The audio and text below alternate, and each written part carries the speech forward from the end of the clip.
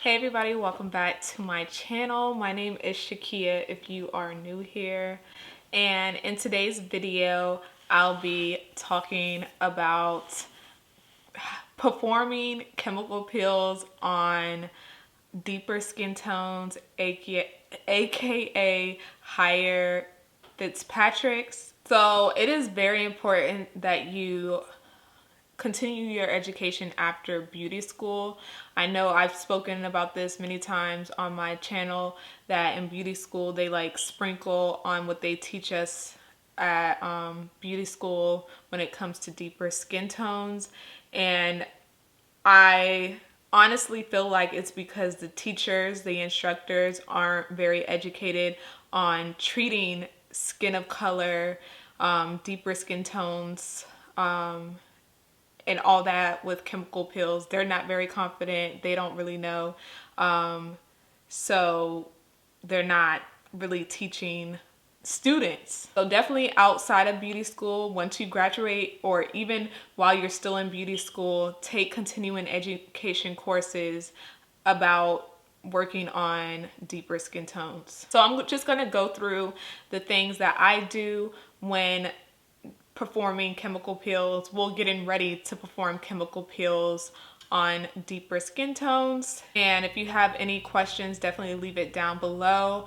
I did get a comment requesting to perform a chemical peel on someone, so I do have someone who doesn't mind being on my YouTube channel that she does get chemical peels with me, so I just need to film the video basically, but there's a lot of things going on right now, so but it's coming soon. All right, so let's hop right in. I have my laptop here, and the first thing that is so very important, and I know they talk about this in school for everybody, is to make sure that you prep their skin. Make sure that you're prepping their skin by getting them on a skincare regimen. Also by performing skincare treatments leading up to their chemical peel. There are some chemical peels that you can perform on first-time clients, but if you're not confident yet, then I would just focus on prepping their skin, and like 2 weeks before their chemical peel.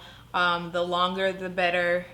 Get them on a custom skincare regimen. I do custom skincare regimens for all my clients, and then treatments for their skin leading up to their chemical peels, because some people have dry skin.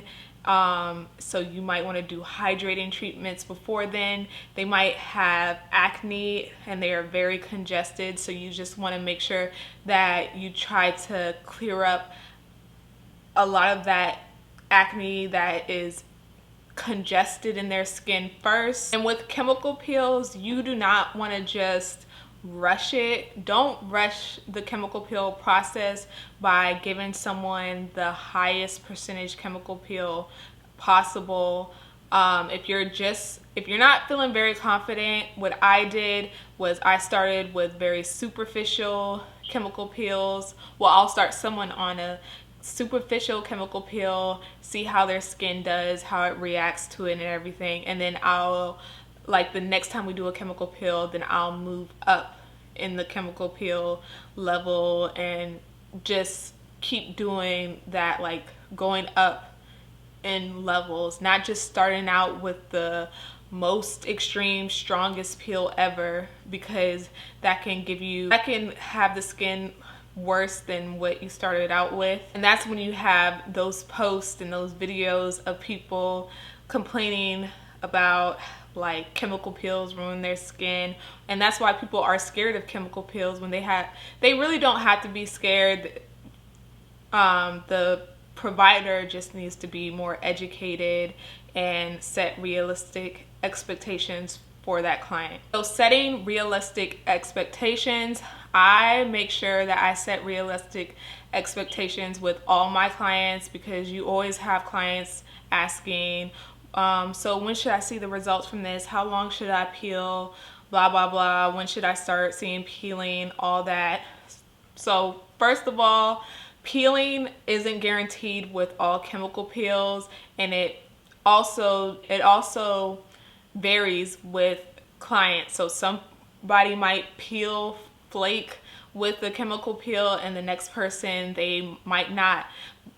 So you just want to set realistic expectations and let them know, like, just because you don't see visible peeling or flaking does not mean that the chemical peel didn't work. Or just because you do see someone on social media with extreme flakiness, peeling, sheet peeling, all that, doesn't mean that the chemical peel that you didn't peel from didn't give great results. So even though chemical peels tend to give like quicker results, sometimes I just set realistic expectations and be like, I tell them, well, I just tell I don't even know how to talk.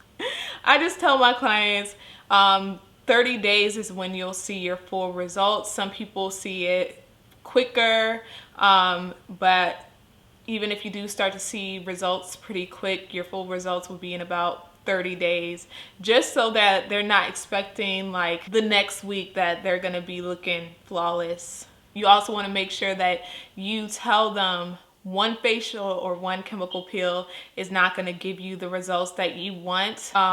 You want to make sure that they know they should be on a series of treatments. So there are times when I'm giving skincare treatments or chemical peels and my clients will message me and they're happy, I'm happy for them, and they're telling me they already see results, and it could be like a week later. And I love posting about that. I'm like, yay, I love that. But I'll also put disclaimers on there so that people don't think that results come that quickly for everybody, or that you'll see that much of a jump, that everybody sees that much of a jump, because then you'll have a bunch of people booking with you and they have unrealistic expectations and think that you don't know what you're doing or something. So I give them 30 days. I tell them like 30 days, you'll see full results. Consent forms. You want to cover yourself with consent forms. So I have regular consent forms and I have chemical peel consent forms, microneedling consent forms, and I'm about to bring on a new service, so it's going to be another consent form. But you just want to make sure that you cover yourself, because I can't tell you how many times in like a consultation and treatment or even a regular skin service, and I'm explaining everything, I'm giving them their skincare regimen, I'm telling them what not to do, what to do, and then they'll message me about something and they're like, why is this happening? And I'm like, you're not even supposed to be using that product. And we went through the do's and don'ts. I mean, I understand people forget and everything, but it's like, you need to cover yourself as the esthetician and the chemical peel provider, and make them initial that we talked about XYZ, you were given XYZ and blah blah blah. Because yeah, I just don't want to be liable for anything because a client didn't pay attention, or they were quick to say or yeah, because they're quick to say when you're telling them stuff, and it's like it goes through one ear and out the other. So consent forms, everybody signs a consent form. And then you want to keep that open line of communication between you and your client. I always make sure at the end of every service that I tell my clients that they can contact me about anything. I tell them to keep me updated. If they feel like something is going wrong or something's not right, if they have any questions, to contact me, because it is nice to hear a bunch of good stuff from clients, but you also need to hear like the bad stuff. If someone feels like their skin is extra dry, or that they have some post-inflammatory hyperpigmentation, whatever the case may be. That's how you learn. That's how you learn, and you do better next time, or you just are able to clear up things without them getting upset and slandering your name all over the place, when you can like take care of the issue between the both of y'all, because it could just be a simple misunderstanding. But that is it that I have for you in today's video. I will see y'all in my next one.